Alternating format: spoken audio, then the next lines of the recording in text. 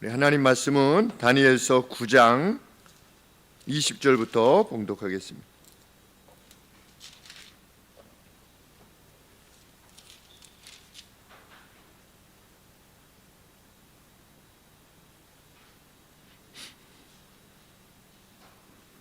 내가 이같이 말하여 기도하며 내 죄와 및 내 백성 이스라엘의 죄를 자복하고 내 하나님의 거룩한 산을 위하여 내 하나님 여호와 앞에 간구할 때에 곧 내가 말하여 기도할 때에 이전 이상 중에 본 그 사람 가브리엘이 빨리 날아서 저녁 제사를 드릴 때 즈음에 내게로 이르더니 내게 가르치며 내게 말하여 가르되 다니엘아 내가 이제 내게 지혜와 총명을 주려고 나왔나니 곧 내가 기도를 시작할 즈음에 명령이 내렸으므로 이제 내게 구하러 왔느니라. 너는 크게 은총을 입은 자라.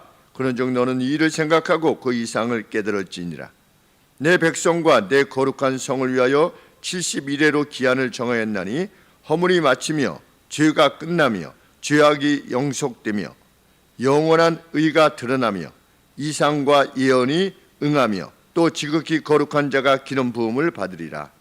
그러므로 너는 깨달아 할지니라. 예루살렘을 중건하라는 영이 날 때부터 기름 부음을 받은 자 곧 왕이 일어나기까지 7이레와 62이레가 지날 것이요 그때 곤란한 동안에 성이 중건되어 거리와 해자가 이룰 것이며 62일의 후에 기름 부음을 받은 자가 끊어져 없어질 것이며 장차 한 왕의 백성이 와서 그 성읍과 성소를 회파하려니와 그의 종말은 홍수에 엄몰될 됨 같을 것이며 또 끝까지 전쟁이 있으려니 황폐할 것이 작정되었느니라.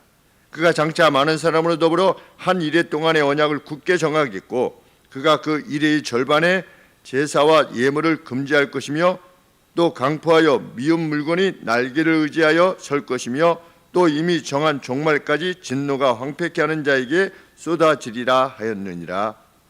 아멘. 그냥 봐서는 너무 어려운 말씀입니다. 번역하는 분들도 정말 힘들었겠다 이런 생각을 하게 됩니다. 주전 538년 539년경에 다니엘이 받은 비전입니다. 그리고 그 비전에 대한 해석입니다.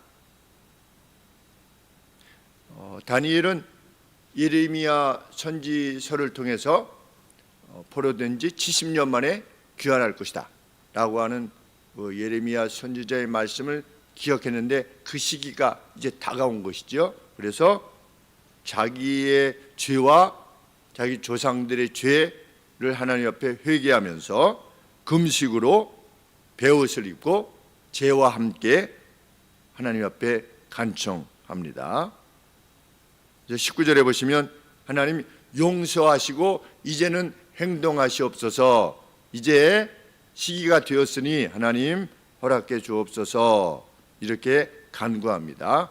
70년 이상으로 연기하지 말라는 겁니다. 하나님 70년을 약속하셨으니까. 그렇게 다니엘이 여호와께 간청하고 있을 때에 8장에 나타났던 비전 가운데 나타났던 가브리엘 천사가 급히 날아와서 하나님의 뜻을 전합니다.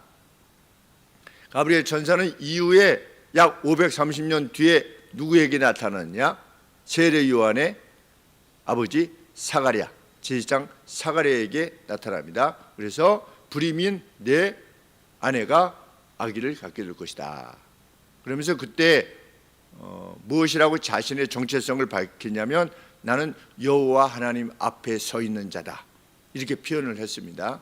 그런데 중요한 순간마다 아주 중대한 메시지를 가브리엘이 와가지고서 전달하는 겁니다.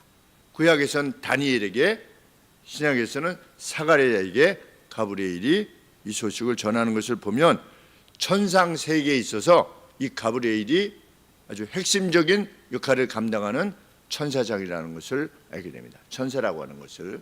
또 누가 있습니까? 가브리엘 말고. 네? 누가 있죠? 크게 얘기해봐요. 미카엘. 네. 미카엘 천사도 있죠. 그러니까 영계도 보면 그러니까 사탄이 이제 두목인 거죠, 두목. 그래서 졸개 전사들을 데리고 나가려고 해서 영계에도 이제 사탄이 대장이고, 그 이제 가령 예를 들면 사령관이 있는데 이제 사령관이 타락을 하면 그 밑에 있는 졸개들이 타락하는 것처럼 영계도 질서가 있다는 것을 알게 됩니다. 천사장이 있죠. 그것이 하나님께서 지어내신 세계, 보이는 세계와 보이지 않는 세계를 이끌어가는 방식이다라고 하는 것을 알게 됩니다. 그래서 이후에 예수님이 문화비유에서 뭐라고 말씀하셨습니까? 너는 10거울의 권세를 차지하라. 너는 5거울의 권세를 차지하라. 이런 날이 반드시 도래할 것이다. 그래서 우리가 우리의 생애 내에서 하나님 앞에서 하나님의 뜻을 위해서 섬기고자 할 때에 훗날 하나님께서 그 영예를 허락하시겠다. 뭐 천사는 다 똑같은 천사지만 이것이 아니라 우리가 천사들 중에서도 가브리엘 하면 그 천사 이렇게 이해하듯이 훗날 영예가 주어질 것이다. 그것은 틀림없는 예수님의 말씀이기도 합니다. 뭐 신천지처럼이야 그렇게 하지 않겠지만 우리가 그 영예를 사모하는 것은 합당한 일입니다. 그래서 우리 지난주에도 감독의 직분을 하나님 앞에서 구하는 것은 실로 아름다운 일이다 라고 하는 말은 그 진짜다 라고 사도 바울이 언급을 했죠. 사도 바울도 결국은 그 영예를 위해서 자신의 달려갈 길을 다 달려간 것입니다. 마지막 죽는 순간까지 마치 전제와 같이 맨 마지막에 이제 제사 제일 마지막에 이게 붓는 어떤 그 세리머니를 하지 않습니까? 자기 자신이 전제와 같이 이제 떠날 때가 다 되었다. 자기 몸을 산 제사로 드리고 이제 전제와 같이 마지막 이게 끝나고 나서 이제 내가 갈 때가 되었다. 이렇게 고백하고 있는데 우리 역시 나중에 우리의 숨을 다 맺기까지 참 그러한 시간을 위해서 함께 나아갈 수 있게 되기를 원하는 것입니다. 어제 우리 어렸을 때부터 같이 살았던 친구 집사님 둘, 이게 준동 친구하고 이양규 친구라고 하는 친구하고 같이 만났는데 이제 어머님이 돌아가셨는데 돌아가시기 전에 5가지 성경 말씀을 말씀하시더래요. 돌아가시기 바로 전까지 5가지 성경 구절을 입으로 말씀하시더래요. 그리고 뭐가 요구르트인가 뭐가 드시고 싶다고 해서 나 요구르트 먹고 싶다고 해서 갔다 오는데 그때 돌아가신 거라. 참 감사하다. 마지막 순간까지 하나님의 말씀을 5가지를 이렇게 암송으로 말씀하시고 돌아가셨다고 하는 것이 얼마나 복된 인생을 사신 것인가를 알게 하는 대목이죠. 그래서 참 마음에 감동했습니다. 초등학교 1학년 때부터 뵀던 동네에서 뵀던 친구의 어머니요 교회 집사님이셨는데 그렇습니다. 와서 가브리엘이 뭐라고 밝혔다? 22절에 나는 내게 지혜와 총명을 주려고 왔다. 그러면서 너의 간청의 초반에 명령이 내렸다. 그래서 나는 너에게 말하려고 왔다. 네가 매우 호평받기 때문이다. 높이 평가를 받기 때문이다. 하나님에 의해서 높이 평가를 네가 받는다는 거죠. 기도 초반부터 어떻게 됐다? 명령이 내렸다. 그러니 내가 전달하는 메시지에 귀를 기울이고 비전에 대해서 이 이상에 대한 이해를 얻으라. 이렇게 다니엘을 격려합니다. 너 기도 시작부터 하나님이 들으셨어. 내가 지금 그 뜻을 전달하는 거야. 그러니까 잘 들어. 이게 이 뜻이야 라고 지금 다니엘을 격려한 겁니다. 가브리엘의 메시지는 뭐냐? 24절에 내 백성과 네 거룩한 성을 위하여 이스라엘 백성과 예루살렘 성을 위하여 70주간이로 기한을 정하였나니 71회가 뭐냐면 70 곱하기 위크예요. 그 주예요. 그러니까 70주가 어떤 일정한 시간이 정해져 있다는 겁니다. 이 사실을 지금 알리는 거랍니다. 허물이 마치며, 여기 허물은 뭐냐면 사랑은 허다한 허물을 덮느니라 라고 그랬는데, 그 허물인데 이거 뭐 죄입니다. 이것도 죄.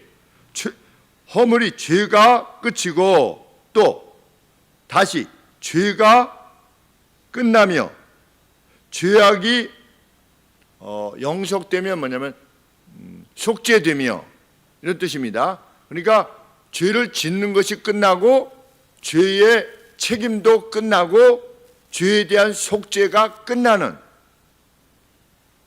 그래서 영원한 의로움이 불잉인 이렇게 되어 있는데 좀 적당한 적이 없는 것 같아요. 영원한 속죄가 이루어지는, 그래서 이상과 예언이 비준되는, 우리가 어떤 계약을 다른 나라와 이렇게 맺으면 국회에서 비준하지 않습니까? 그래서 그것을 확정짓지요. 그것처럼 하나님께서 비전과 예언으로 앞으로 어떤 것이 있을 것이라고 이렇게 말씀을 하셨는데, 선지자들에게 들을 통해서. 그런데 그 비전과 그 예언의 말씀을 비준하는, 그것을 이렇게 봉하는, 이젠 다 됐어 라고 하는 그 시점이 이루어지고 또 지극히 거룩한 자가 기름 부음을 받게 되는 그 70주간이 결정됐다는 겁니다. 언제로부터? 다니엘이 지금으로부터. 자, 다니엘이 지금 538년에 있지 않습니까? 있는데 죄가 끝나가고 쭉 죄가 마치고 진정한 의로움이 오고 메시아죠, 지극히 거룩한 자가 도래하는 그 시기까지 보다 70주간이 있게 될 것이다.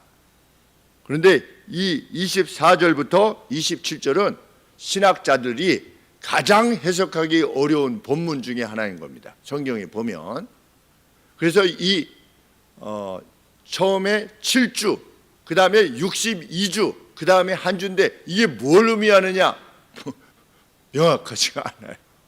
근데 분명한 것은 하나님이 역사에 대한 청사진을 가지고 계시다는 겁니다. 70주. 그래서 여기까지는 이렇게 되고 이렇게 되고 이렇게 될 거다 라고 하는 시간이, 이 청사진이 이미 결정되어 있다는 사실을 내가 너에게 알리기 위해서 왔다는 겁니다. 지금 가브리엘 천사가.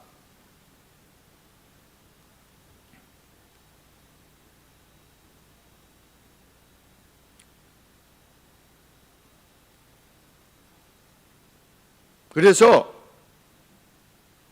25절에 그러므로 이제 70주간이 결정됐는데, 그러므로 너는 깨달아 알지니라 예루살렘을 중건하라고 하는 영이 날 때부터, 예루살렘이 지금 회파되지 않았습니까? 그래서 어떤 왕의 명령이 나오겠죠. 예루살렘을 중건하라는 영이 날 때부터 기름 부음을 받은 자, 곧 왕이 일어나기까지, 예수님이 오시기까지, 기름 부음을 받은 메시아가 올 때까지 7일에와, 그러니까 7주와 62일에가 지날 것이요. 그러면 더하면 69주죠. 그죠? 69주가 지날 것이요. 그러니까 고레스가 다시 돌아가서 성전을 지어라 라고 할 때로부터 메시아가 올 때까지 69주가 지나게 될 것이다. 그러니까 그런데 7주와 62주가 이게 나눠져 있지 않습니까? 그러니까 그 구획이 분명히 구별되는 어떤 시기가 있을 거라는 거죠. 그러면 25절에 7일에와 62일에가 지날 것이요. 그때, 그런데 이 그때가 언제냐? 7일의 7주 내에 속한 것으로 이렇게 여겨집니다. 제가 판단하기로는. 그때 곤란한 동안에 성이 중건되어 거리와 해자까지 이룰 것이며, 그러니까 성이 완전히 중건될 것이다. 그때. 그러면 이때가 언제입니까? 성이 중건된 때가? 자, 538년에 고레스가 명령을 했습니다. 너희 돌아가라. 그래가지고 536년에 돌아가죠. 돌아갔는데 처음에 누가 데리고 갔습니까? 스룹바벨이 데리고 갔죠. 스룹바벨이. 그 다음에 상당 기간 지나서 400년대 에스라가 데리고 갔죠. 그 다음에 10여 년 지나서 느헤미야가 데리고 갔습니다. 440몇 년인가에 데리고 갔습니다. 그러니까 445년으로 우리 권사님, 네, 참 공부 잘하시는 권사님, 열심히 하시는 권사님 기억하십니다. 그러니까 에스라, 스룹바벨, 에스라. 그런데 스룹바벨은 기록을 안 남겼죠. 근데 에스라가 자기 거를 기록하면서 1차 때 이런 일이 있었다. 스룹바벨이 이렇게 데리고 갔었다라고 하는 것을 에스라서에 기록을 해놨죠. 자기보다 앞선, 훨씬 몇십 년 앞선 시기에 그때 스룹바벨이 데리고 갔다. 그 다음에 내가 갔다라고 하는 게 이제 에스라서이고, 그 다음에 이제 느헤미야서지요. 그런데 그때 곤란한 동안에 성이 중건될 것이다. 그런데 우리 느헤미야서에 보면 어떻습니까? 성이 중건되었죠. 그 소리가 먼 데까지 울려 퍼졌다고 그러지 않습니까? 성경의 기록에 의하면. 그런데 그 성을 중건할 때 그 상황이 어땠습니까?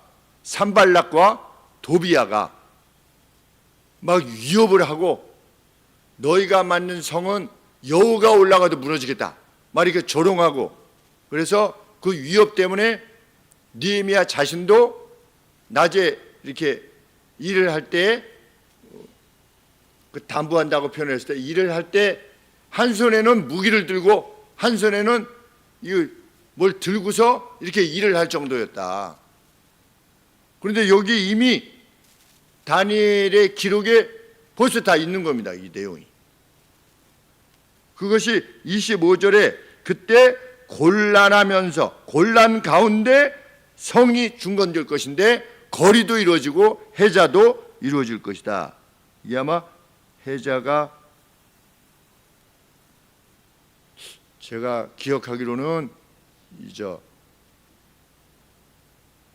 다시 한번 확인해 보긴 하겠지만, 그 물을 좀 이렇게 두는 어떤 성이 있을 때 그것으로 제가 여겨지고 있는데, 여하간에 온전하게 성이 이루어질 것이다. 첫 모습 같지는 않지만 첫 모습을 보았던 사람도 있다고 하지 않았습니까? 그 성경에 보면 첫 예루살렘, 그때 모양 같지는 않지만 아주 이스라엘 백성들이 놀라워했던 것이죠.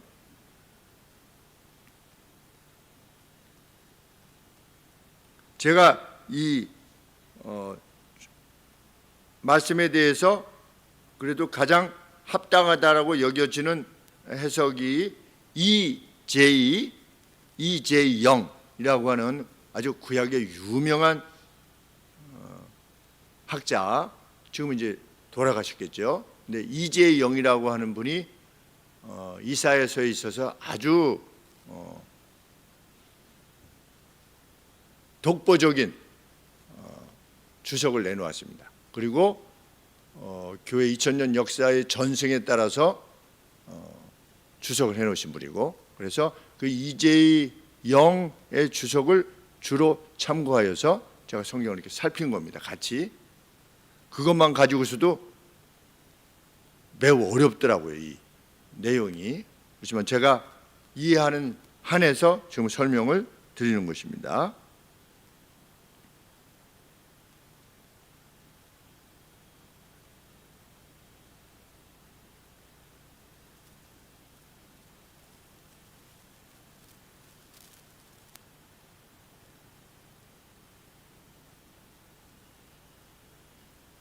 그러면 둘째 시기는 언제냐?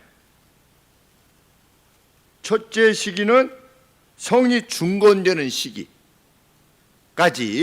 그게 첫 번째 시기고, 첫 번째 7주, 그 다음에 62주가 있는데 그 7주에 해당되어지는 것을 여기고, 그 뒤로 62주는 무엇을 하는 시기냐?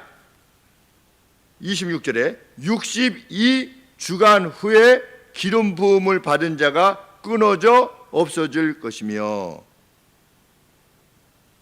그러니까 62일의 후에 기름 부음 받은 자가 끊어질 것이니까 성경에서 기름 부음을 받은 자는 메시아 아니겠습니까? 그런데 끊어질 것이며, 그러니까 앞에 7주, 그 다음에 62주 이게 언급을 했는데 62주 후에 기름 부음 받은 자가 끊어질 것이다 라고 하는 것을 보면, 그 성전을 중건한 이후로부터 예수님 오시기까지 62주간이 언급되는 것이죠. 그래서 62주간이 끝나고 끝나는 시점이 무슨 시점이다? 메시아가 죽는, 메시아가 없어지는, 끊어지는 그 시점인 겁니다. 이해가 되시나요? 그죠? 네.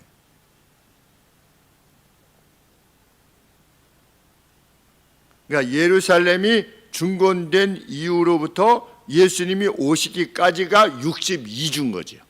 62주. 그 다음에 가브리엘이 이 7주와 62주의 기간이 만료된 후에 일어날 사건에 대해서 언급하고 있는데, 조금 전에 드린 것처럼 기름 부음을 받은 자가 끊어질 것이다. 메시아가 죽을 것이다. 그렇죠? 그 다음에 또 다른 하나는 장차 한 왕의 백성들이 와서 그 성읍과 성소를 회파할 것이다. 이거 제가 누차로 말씀드리는 것처럼 누굽니까? 로마의 장군 티투스 장군이 와가지고서 AD 70년에 예루살렘을 다 회파하고 성소를 다 훼손하고, 그 다음에 110만 명 내지 120만 명을 죽였죠. 죽은 사람만. 지금 러시아 전쟁이 사상자가 100만 명이라고 그러는데, 넘었다고 그러는데, 그 죽은 사람이 아니지 않습니까? 다친 사람, 실제적으로 죽은 사람은 한 40만 명 정도 된다고 이렇게 얼핏 나오는데, 사실 40만 명이 죽었다는 것이 이게 얼마나 참혹한 일인지 알 수 없는데, 여기는 이때는 110만 내지 120만 명이 죽었다고 로마 역사가가 기술해 놓은 겁니다. 이 티투스 황제가. 그런데 이것이 벌써 다니엘을 통해서 예언이 되어져 있는 것입니다. 그 성읍과 장차 한 왕의 백성이, 한 왕은 누구겠습니까? 그 시저지요. 로마의 황제. 왕의 백성들이, 그 군대들이 와가지고서 그 성읍과 성소를 회파할 것이다. 그의 종말은 홍수의 엄물들 같을 것이며 또 끝까지 전쟁이 있으리라. 황폐할 것이 작정되었느니라. 완전한 황폐가 도래할 것이다. 어디에? 예루살렘에, 이스라엘에.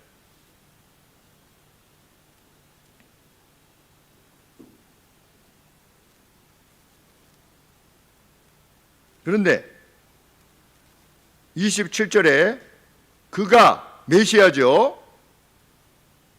장차 많은 사람으로 더불어 한 이레 동안에 언약을 굳게 정하겠고, 한 주간, 그러니까 아까 이 한 주간이 70주간에 속했는지 안 했는지는 분명하지 않다는 겁니다. 그러면 한 주가 빠졌잖아요.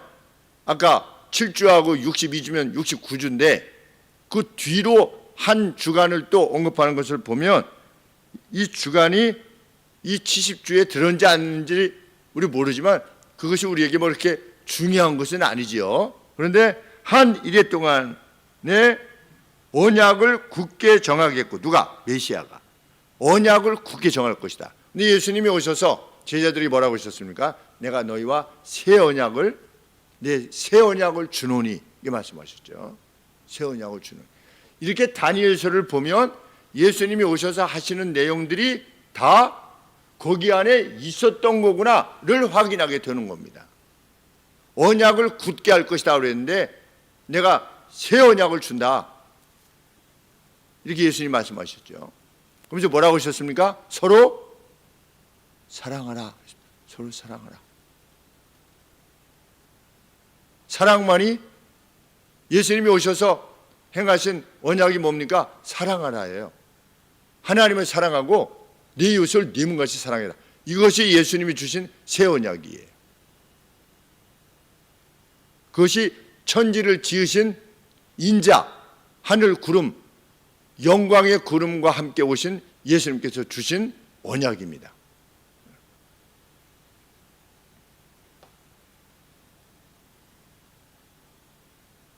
그가 그 이레의 절반의 동안에 그러니까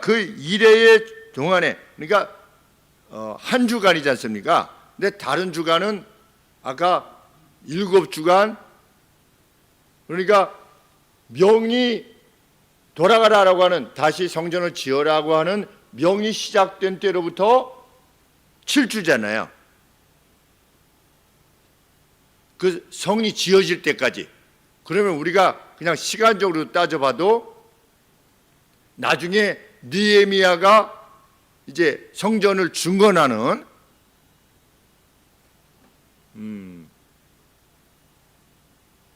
학개 선지자가 왜 성전을 짓지 않느냐 이렇게 해가지고서 결국은 짓지 않습니까? 그때 한번 짓고 그 다음에 또 한참 수십 년이 지나서 느헤미야가 짓지 않습니까? 그러니까 이 내용을 보면 그게 고레스가 돌아가라고 했을 때부터 시작해가지고 1주로 보는 것이 합당한 거다. 7주.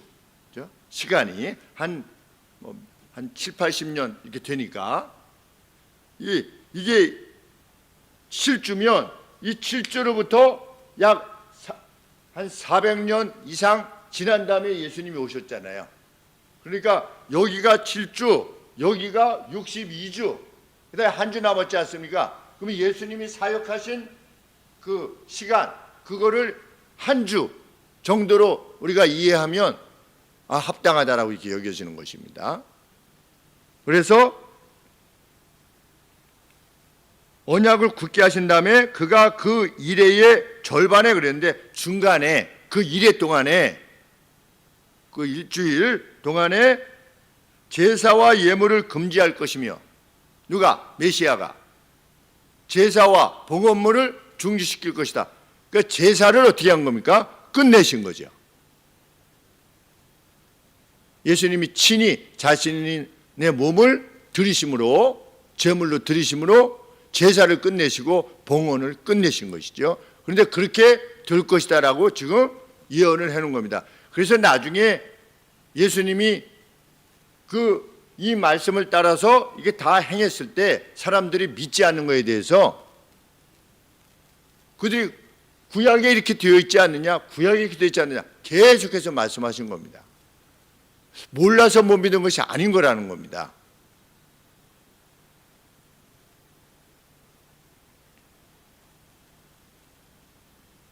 (27절에) 중반절에 미운 물건이 날개를 의지하여 설 것이며, 이게 무슨 말씀인지 하나도 모를 거예요.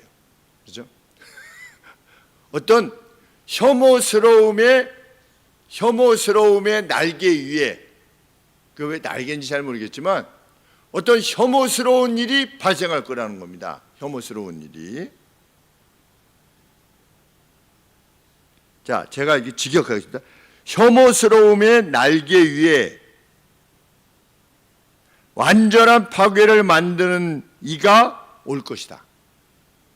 조금 전에 말씀드린 바와 같이 티투스 장군입니다.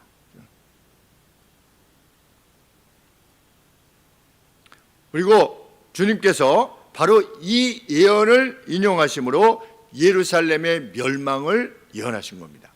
우리 마태복음 24장 15절 보시면, 마태복음 24장 15절,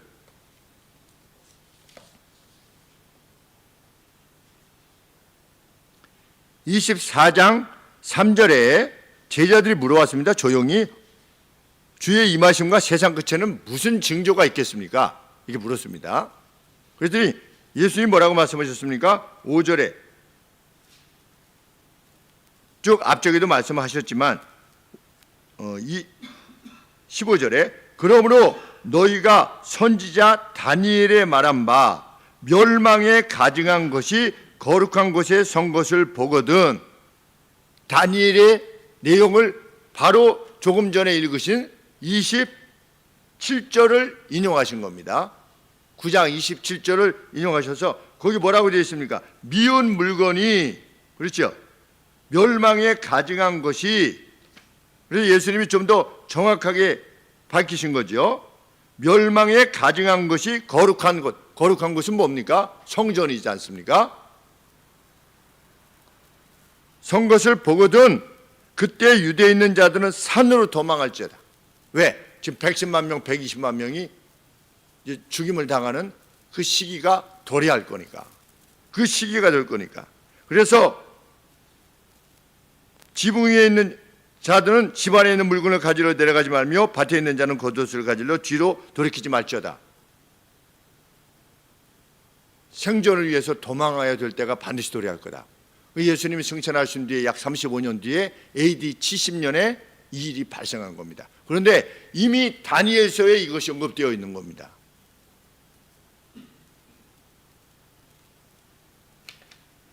그래서 예수님이 뭐라고 말씀하시는 것입니까? 내가 알파와 오메가다. 나는 역사의 주인이다.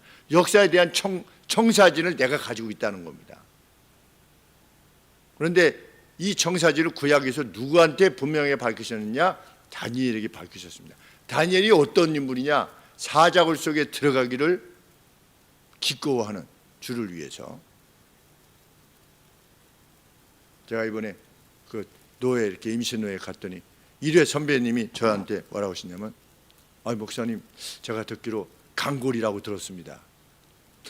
이게 칭찬인지 비난인지 알 수 없지만 강골이라고 들었습니다. 그랬더니 저희 동기 목사님이 계시거든요. 지금 아시아연합신학대학원 구약 교수신데 그 교수님이, 목사님이 우리 동기 중에 제일 부드러우신데 그렇게 얘기를 하더라고요. 다니엘이 강골입니까? 아닙니까? 다니엘을 강골이라고 말할 수 있습니까? 없습니까? 강골은 좀 애매하죠, 그렇죠? 네. 네. 얼마나 부드럽습니까? 자기를 죽이려고 했던 왕에게 만세수를 하옵소서 라든지, 아니면 이상을 보았는데 왕이 죽는 것을, 그런 이상을 보니까 벨사살 같은 왕 같은 것을 보니까 이 일은 다른 나쁜 사람에게 이루어지기를 원하나이다, 이렇게까지 말하는 것을 보면 다니엘이 얼마나 겸손하고 친절한 분이었는가를 알게 됩니다. 그런데 그런 분이 어떻게 되는 겁니까? 신앙에 있어서는 물러섬이 없는 겁니다. 그 모습이 우리 그리스도인들의 모습이어야 합니다. 실제로 진리의 문제가 아니면.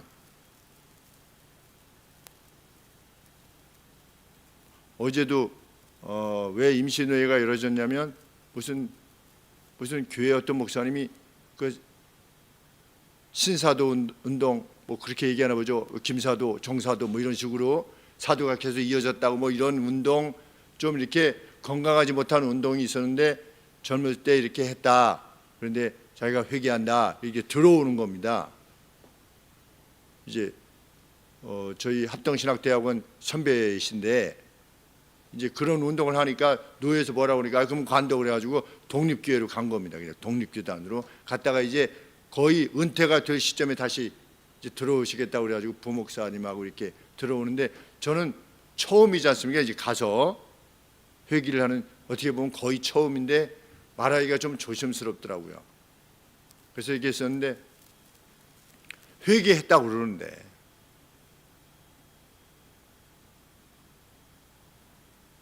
그 진정성을 하나님만이 아시겠죠. 회개했다고 하면 받아야 되지 않나.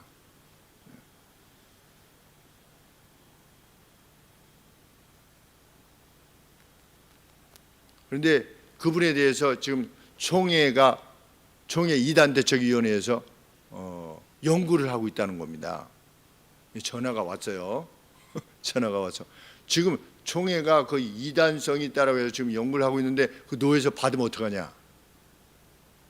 그래서 제가 나는 그분이 누군지도 몰랐고 일단 그리고 처음 이게 노예 참석하는데 뭘 모르고 처음 참석하고 이런데 그분이 회개한다고 하더라. 그래서 이제 전화를 받고 나왔는데 내가 또 이게 뭔가 좀 잘못한 건가. 왜냐하면 이 노예를 옮긴 것도 진리의 문제로 옮긴 것인데 어떻게 된 것인가, 내가 뭔가를 좀 잘못했는가 이렇게 생각해 볼 때 계속해서 이제 그 부분이 새벽기도 와서 좀 불편하고 이렇게 했는데 그래도 마음에 지금 평안을 얻은 것은 뭐냐면 그가 잘못했다고 회개하지 않았는가. 누가 회개했다라고 했을 때는 그것을 받아들여 줌이, 그래서 만약에 회개하지 않고 계속해서 하는 것이 보여진다면 그때 문제를 제기하는 것이 합당하지 않나. 물론 뭐 절차상으로는 총회에서 결론이 난 다음에 하면 더 좋았겠지만 지금 상황이 이렇게 된 가운데서 그러합니다. 하나님은 그런 다니엘에게 구약 선지자들에게 무엇을 이렇게 계시해서 보여주실 때 가장 선명하게 보여주신 겁니다. 누구에게? 사자굴 속에 들어가기를 기뻐할 만큼 하나님을 신뢰하고 하나님 나라를 바라보았던 그런 이들에게 하나님의 은혜를 베푸시는 거죠. 하나님을 간절히 찾는 이에게 만나주시는 거죠. 하나님은 정말. 그래서 우리가 하나님을 찾는 일에 온 힘을 다하는 것입니다.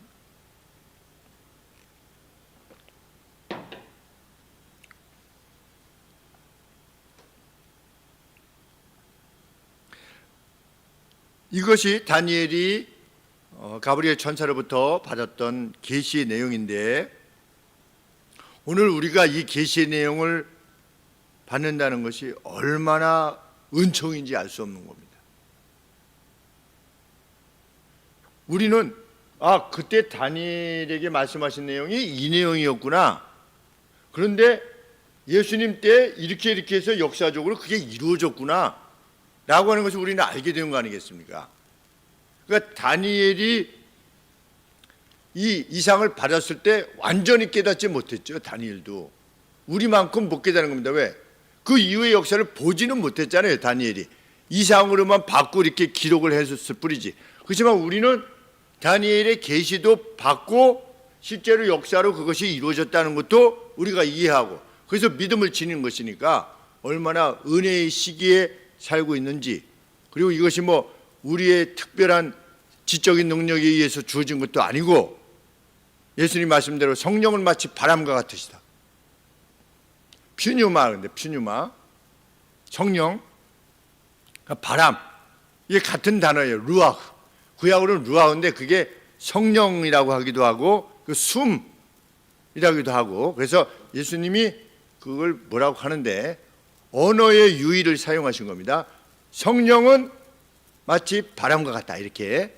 그러니까 퓨뉴마는 퓨뉴마 같다 이렇게 말씀하신 겁니다. 같은 단어로.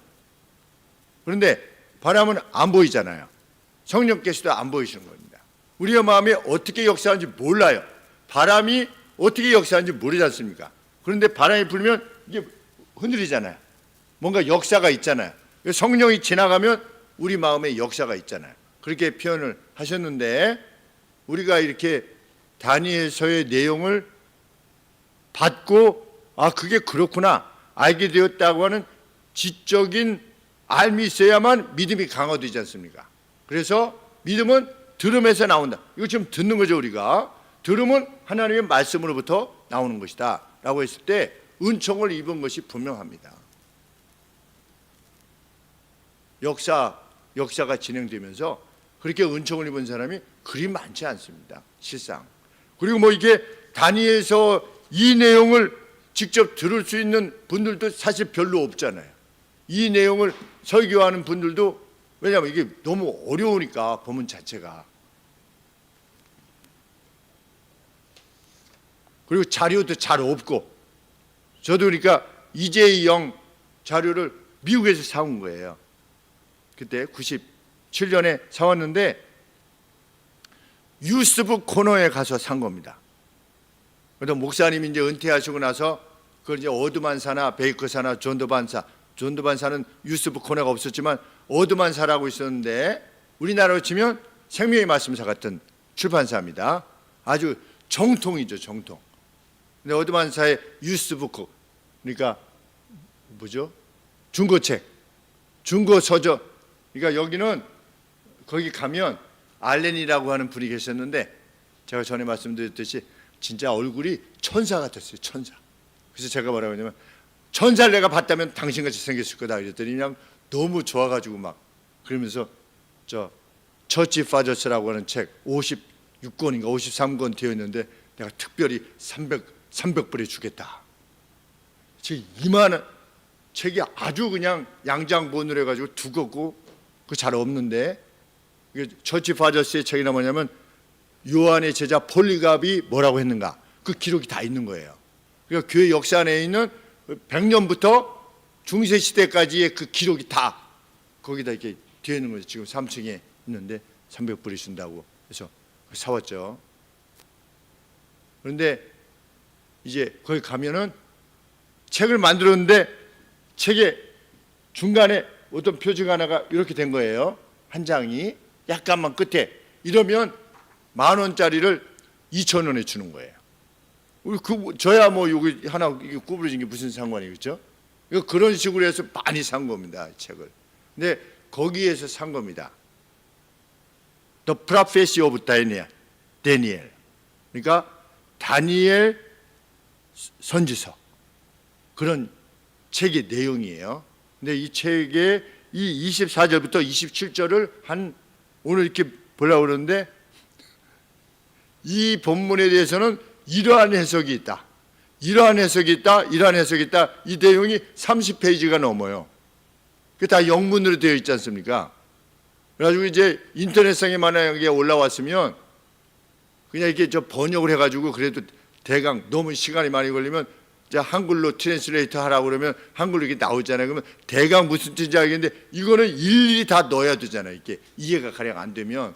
그래서 이거 어떻게 하나. 왜냐면 다른 주석도 봐야 되는데 그래가지고서 근데 제일 마지막에 결론적으로 말하면 이래서 요약을 해놨더라고요. 제일 뒤에 다행히 한 2페이지 정도에 깨알같이 이렇게 해놨죠. 그래서 그거 이제 해석을 다 해가지고서 여러분들에게 전달을 하는 겁니다.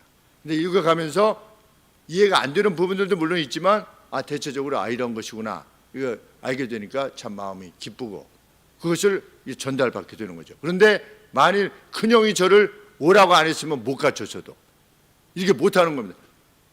해석을 할 수가 없어요. 자료가 없으면 어떻게 해석을 합니까? 그러니 하나님의 은혜입니다.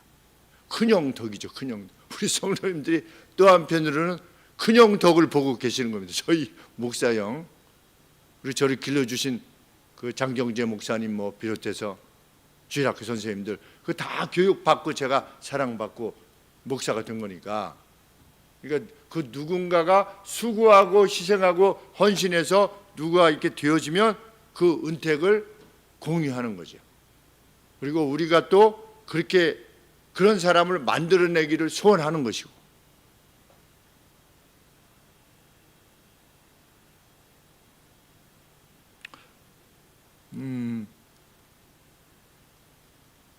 어떻게 역사가 아직 진행되지도 않았는데 110만 명, 120만 명이 죽을 것이 이미 결정되어 있는가? 이 미스테리를 우리가 할 수가 없잖아요. 정말. 참 성경을 읽을수록 알 수가 없습니다. 그 죽기로 결정되어 있는 거예요.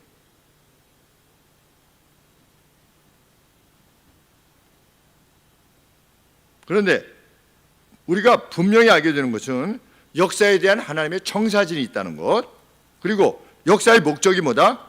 메시아를 통해서 죄악을 끝내시는 거다. 그리고 죄를 위한 속죄가 이루어지는 거다. 그리고 영원한 의로움이 주어지는 거다. 이거를 배우는 거죠. 이 말씀의 내용을 보면 24절부터 27절의 내용을 보면 죄를 끝내고 영원한 의로움이 주어지도록 메시아를 보내시는 것이 그것이 역사의 목적이라는 것을 알게 됩니다. 그리고 그렇게 오신 예수님이 그래서 뭐라고 자신을 밝히셨습니까? 계속해서 인자가 그러지 않습니까? 오늘 새벽에도 네가 인자를 믿느냐 이렇게 소경되었다가 눈뜬 사람에게 물어보지 않았습니까? 그랬더니 그가 제가 믿기를 원하나이다 그렇게 표현했습니다. 그때의 인자가 뭐냐? 이 다니엘서에서 언급하는 그 인자, 기름 부은 자를 말하는 겁니다. 내가 그니라 너와 말하고 있는 중인 내가 바로 그 인자다 이렇게 예수님이 말씀하신 겁니다. 그런데 그 인자 되신 예수님이 뭐라고 말씀하셨습니까? 무덤 속에 있는 자들이 다 내 음성을 듣게 될 때가 올 거다.